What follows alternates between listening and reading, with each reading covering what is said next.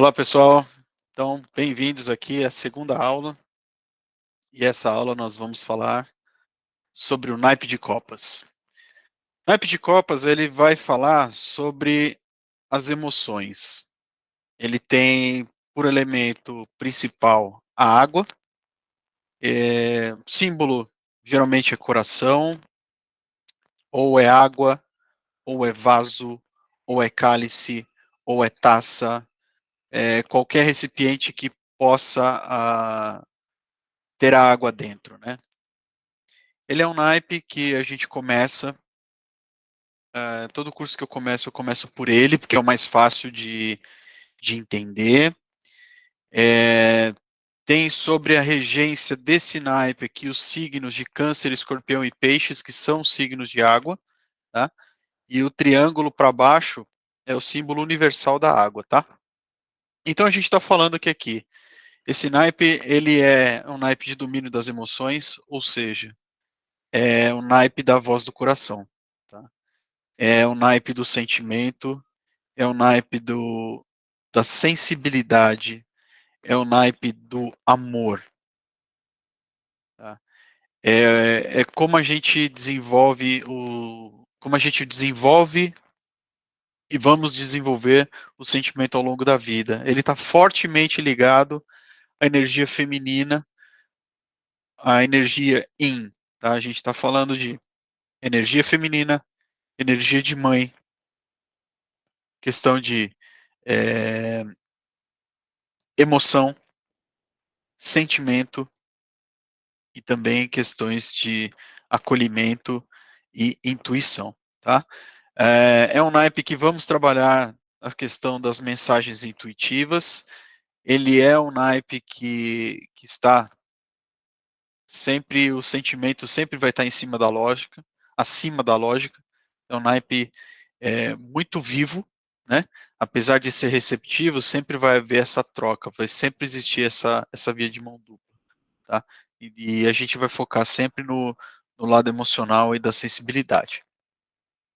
No naipe de copas, eu gosto de trabalhar com o mito de Eros e Psique. Então, Psique, uma humana, o significado é alma, e Eros é filho de Afrodite, né, a deusa da beleza. E Afrodite, ela tinha um ciúme mortal, e ela ficava incomodada com a beleza de Psique, que era uma beleza assim fora do comum.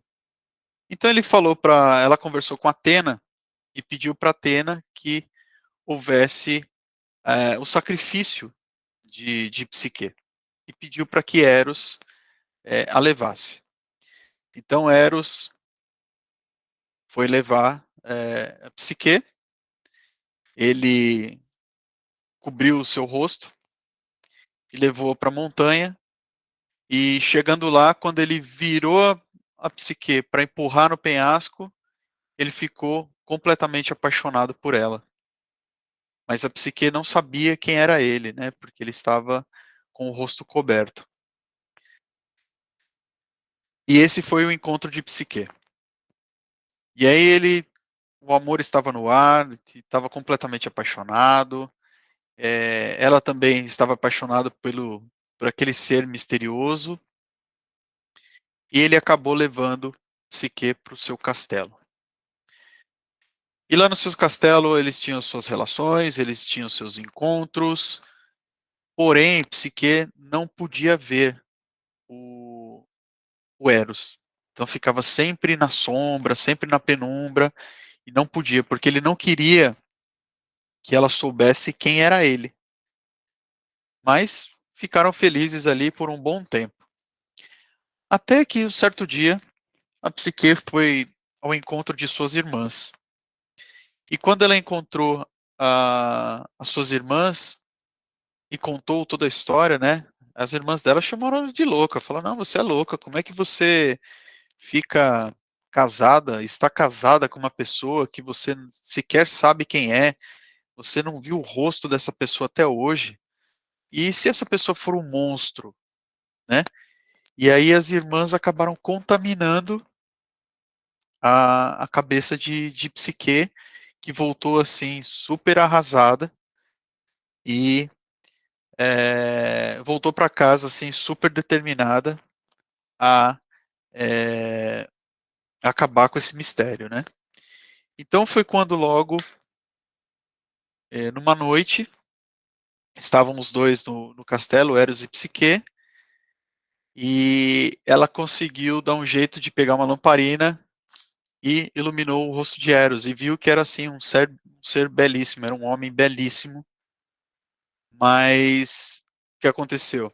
Ela traiu a confiança dele, né? E sendo assim, ele foi embora. O Eros foi embora e deixou Psique lá, e Psique começou a ficar muito triste, muito triste. Então essa foi a traição de Psique. E ela começou a ficar muito triste, muito melancólica, e ela se afastou. E aí ela ficava lembrando, né, do casamento que ela teve com Eros, lembrando dos momentos que estiveram juntos e tudo mais. E tanto Eros quanto Psique ficaram completamente arrasados, ficaram super tristes, entristecidos, abatidos e tudo mais. E ela só lembrava dos momentos, né, felizes com ela, lembrou do casamento, lembrou do encontro.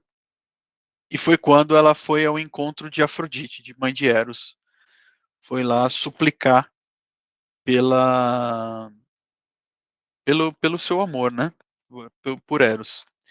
E aí a Afrodite começou a dar uns desafios, umas tarefas assim muito complicadas para ela, e ela ia lá e resolvia, ia lá e resolvia, até que ela deu uma última tarefa, o pote de beleza de Perséfone no submundo. E ela logo aceitou, né? E ela batida, falou: ah, se eu conseguir, beleza, se eu não conseguir, vou ficar lá no submundo, vou ficar por lá e tá tudo certo. E aí ela começou a descer no submundo, chegou no submundo, ficou lá. Ela pegou o pote de Perséfone, só que antes dela retornar, o Eros ficou sabendo e ficou sabendo da tarefa, né? Ficou com dó dela, tudo mais, e foi resgatá-la lá do submundo. E quando ela resgata do submundo, né? Mesmo ela tendo conseguido o pote de beleza de Perséfone, a Afrodite ela perdoa.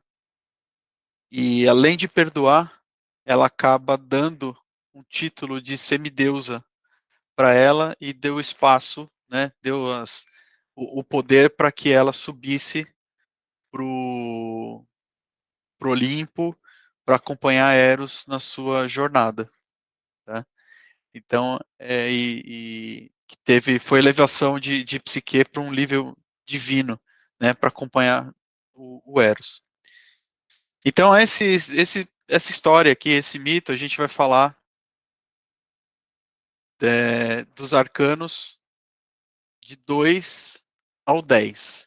Tá? O 1, ele está bastante relacionado a Atena, a questão, a deusa da justiça e da sabedoria. Né?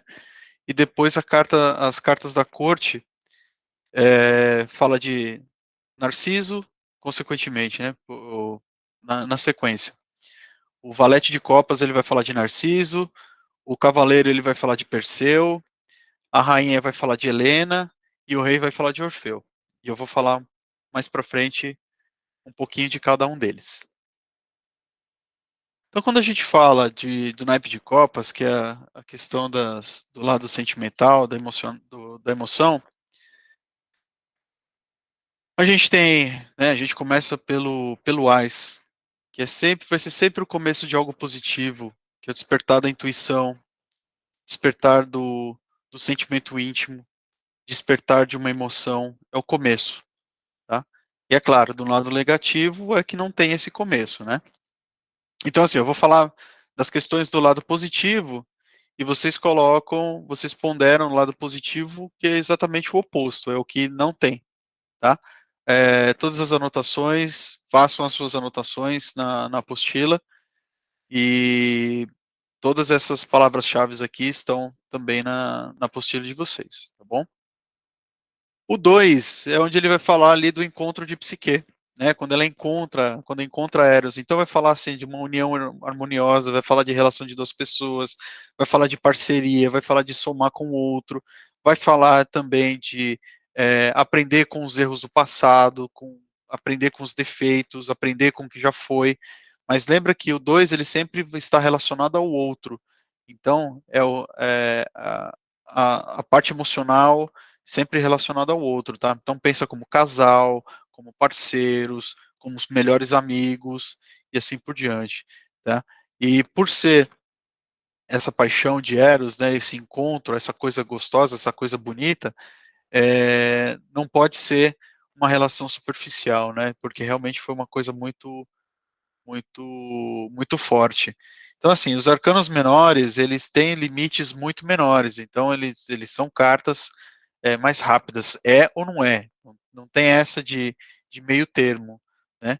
Então, assim como quando você tem os arcanos maiores, você não tem uma leitura rasa com 3 cartas, aqui ele vai te dar diretamente ao ponto, não tem muito blá blá blá, é só um detalhamento do que você tem de uma situação. Quando a gente fala de um 3, a gente está falando de comemoração, a gente está falando de êxito, a gente está falando de vitória, porque são as pessoas celebrando. Então aqui é o casamento de Psique, é quando ela se muda para o castelo e tem toda essa alegria, toda essa parte gostosa. É o momento de reunir, é o momento de se afastar do cotidiano. Realmente é um momento de alta celebração. Aqui no 4 de copas, aqui já começa, né, e todo naipe tem os lados positivos e os lados negativos, tá, pessoal? Então aqui é quando a psique ela vai encontrar com as irmãs, que as irmãs elas contaminam, né? Porque até então a psique estava de boa, né? Ela só foi contar a questão do relacionamento dela, e as irmãs dela falaram: "Nossa, mas será que não é um monstro que vai comer você, que vai matar você, alguma coisa assim, né?" Então ela foi contaminada, né, pela fofoca. Então essa carta também vai falar de fofoca, vai falar de conformidade, vai falar de perda de interesse do amor que tem, tédio, depressão, tá? Vai falar do excesso de amor. Então é uma coisa bastante comedida. Então é feito bastante em relações às escolhas que são feitas, tá? Aqui já começam as questões das escolhas que foram feitos pelas pessoas. Ó, eu fiz, mas eu escolhi, mas eu estou desgostoso, ou tem uma fofoquinha aqui, uma fofoquinha ali. Tá? O cinco é sempre de instabilidade, né? Então, quanto o 4 vai falar de base, vai falar de estrutura, né? Que a pessoa perde a base nesse caso, quando por relações de fofoca, de conformidade, de contaminação, de tédio, essas coisas, quando ela perde a base, a gente está indo para um 5 que é pura instabilidade, né? É aqui quando ela sai, quando ela trai o Eros, né? Psique trai o Eros, e uma vez que ele é traído, ela começa a ficar pensando aí na questão nossa, o fim do meu relacionamento, dor, foi dolorido, tem sofrimento porque ela ficou mal, ela ficou deprimida, né? Então, mas assim, se vocês virem na carta, elas têm cinco taças, né? Mas 3 estão caídas e 2 ainda é, estão em pé. Então, assim, é algo que, beleza, não adianta chorar pelo leite derramado, entendeu? As 3 ali já foram, já caíram, mas ainda a gente tem 2, então não é tudo perdido. Então levanta, meu, sacode a poeira e continua. E vai ser feliz, né? Então é algo que ainda tem um jeito ainda para resolver. Quando a gente fala do 6, aqui as lembranças do casamento. Essa carta aqui, o 6 de copas, é a única carta que tem criança no deck do Rider-Waite, tá? Ela vai falar de lembrança, ela vai falar de nostalgia, ela vai falar de passado, ela vai falar de infância, tá? e vai falar de fertilidade e gravidez, principalmente se tiver junto com imperatriz, né, próxima, né, imperatriz, sacerdotisa e também o diabo, tá? É, a questão da gravidez, né, imperatriz, porque ela já é a pura fertilidade, né, ela é Deméter. Mas quando a gente fala da sacerdotisa, é uma gravidez indesejada, né? E quando a gente fala do diabo, por exemplo, é um sexo sem compromisso que pode ter risco de gravidez, tá? Então esse é um ponto de atenção. É a única carta que tem crianças. O 7 é quando Psique vai encontrar com Afrodite, ela começa a distribuir as tarefas para ela, né? Esse daqui é a carta que assim, nem tudo que reluz é ouro. É a carta é uma carta de escolhas, de provação de livre-arbítrio, é carta de fantasia, é carta de traição, que pode falar de traição dependendo de outras cartas que estão próximo. Tentações com consequência, tá? É uma carta de dúvidas, tá? Que assim, lembra que se não sair da zona de conforto, pode ser que você não chegue aonde está, né? Porque é uma carta que ela vai trazer movimento. Mas assim, dependendo do movimento, se você fizer errado, você pode se arrepender depois. O 8 é a última tarefa, é quando ela desce para o submundo para buscar o pote de beleza de Psique. Essa carta aqui, para quem trabalha com astrologia, é uma carta muito escorpiana, porque é uma carta que assim você vai sair da luz e você vai entrar dentro da escuridão, né? É aquela coisa assim, ó, o passado já foi, hora de tomar novo rumo, hora de ir para frente, mas também a capacidade de viver no escuro, é, de respeito, sabe, de ouvir a voz interior. Você vê que tem a lua, né? É, a lua encobrindo o sol, tem uma lua crescente ali com o sol. Então, é muito essa questão da racionalidade, da emoção sobre a racionalidade. Então, é uma carta que tem movimento, né? Uma carta de poder, é uma carta de reconstrução. Então, é uma carta que eu particularmente considero como uma carta de escorpião, quando você vai para as trevas, realmente, né? Você sai da luz e vai para as trevas, ou seja, você vai ficar quietinho ali no escuro e pensando e refletindo um pouquinho. A carta 9 é o momento que o Eros, né, ele vai buscar ela lá no submundo, e quando busca no submundo, né, ela ela é abençoada, né, por Afrodite. Então, assim, é um momento de aproveitar tudo que você tem, sabe? É quase o ciclo completo. São os desejos realizados, é o que você aprendeu com todas as cartas passadas até aqui. Então, agora é o momento de realmente desfrutar. Então, assim, toda a dor, todo o sofrimento, tudo isso já passou. Então, agora é o seu momento. Curta o que você tem, curta o que você pode fazer por você. E aqui, quando a gente chega no 10, né, o ciclo está concluído, é quando ela recebe a, o título, né, ela recebe a elevação para poder acompanhar Eros. E essa carta é uma carta que fala de família. Né? Você vê que tem o pai, a mãe, as crianças, tem a casa, tem emoção. Então, família feliz, proteção divina, o ciclo completo, super harmonioso, super gostoso, tem paz espiritual, tem paz emocional, tá tudo bem, tudo jóia, tudo belezinha, tá todo mundo feliz, tá? Então, esse daqui a gente falou do AIS até o 10. E aí, quando a gente começa a entrar aqui na corte, a gente tem aqui o primeiro figura, Narciso. Então é uma figura narcisista realmente, né? Por que eu tenho um peixe na minha taça? Porque eu quero, porque eu posso ter, né? Então ele vai falar muito dessa questão. Ele é enrolado, mas é super romântico.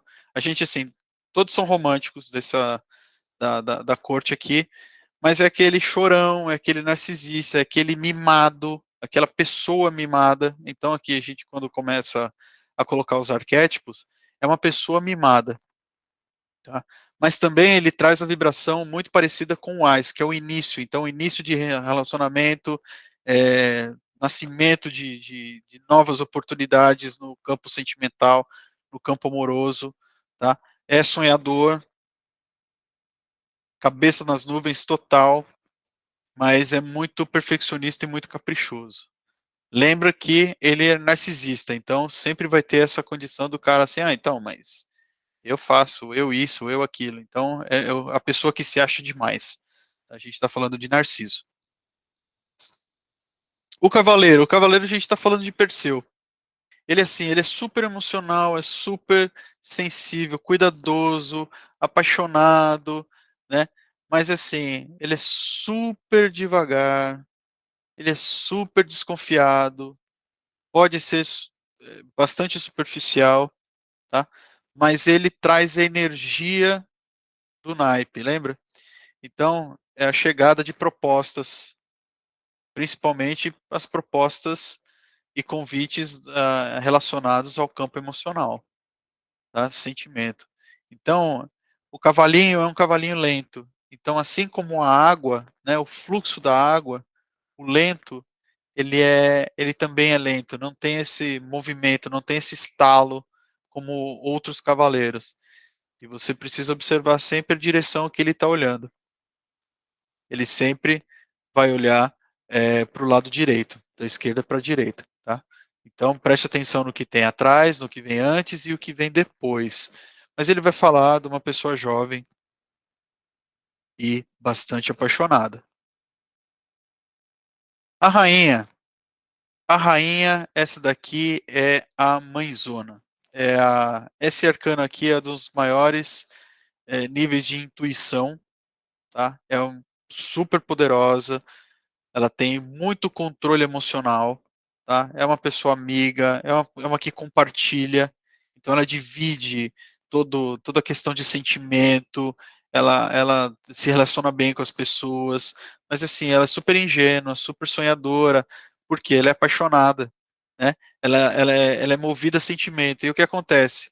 Quando envolve o sentimento nas questões, é, a pessoa pode estar confundindo, por exemplo, uma amizade com estar apaixonada. Então, esse é o cuidado que tem que ter, mas assim, ela é a que cuida, é a que nutre esse amor, é a que cuida do amor, tá? Usando esse poder feminino. Você pode notar que assim tem muita água em volta dela, tem uma quantidade grande de água, tem uma quantidade de cor azul bem próximo. Então ela cuida daquele amor, ela nutre aquele tipo de coisa, aquele sentimento. O problema é que, por maioria das vezes, ela acaba confundindo esse tipo de sentimento. E por fim, temos aqui o Orfeu, que esse cara aqui, ele é apaixonado, né, ele é caprichoso, mas ele é muito inseguro. E ele, por ser inseguro, ele acaba sendo ingênuo. Por quê? O Orfeu, ele recebeu um desafio. E quando o desafio dele foi completo, Hades falou para ele, falou então, só que você sai da minha do submundo e você não olha para trás, senão você vai perder a tua mulher que você veio buscar. E quando estava pertinho para ele sair, o que aconteceu? Ele olhou para trás. Então ele acabou ficando sem o amor da vida dele. E você pode perceber no pezinho dele que ele tem um pezinho assim, é como se o pezinho dele estivesse saindo da água, tirando o pé da água. Então tem essa insegurança, assim, será que eu vou colocar o pé nessa água aqui ou não vou colocar o pé nessa água, tá? Então, assim, esse é o naipe de copas. O naipe de copas é um naipe gostoso de trabalhar, né, por lidar com as emoções, é um naipe leve de trabalhar, muita questão de intuição, de sentimento, né, muito amor.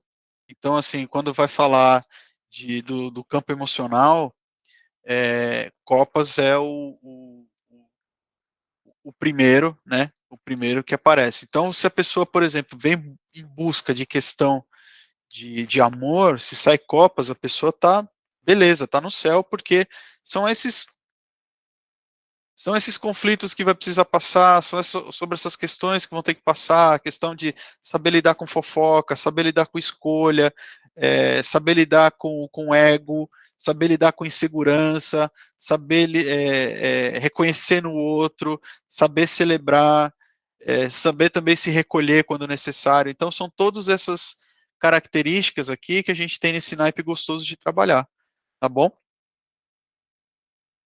Estudem bastante e nos vemos na próxima aula, que vamos falar do naipe de ouros.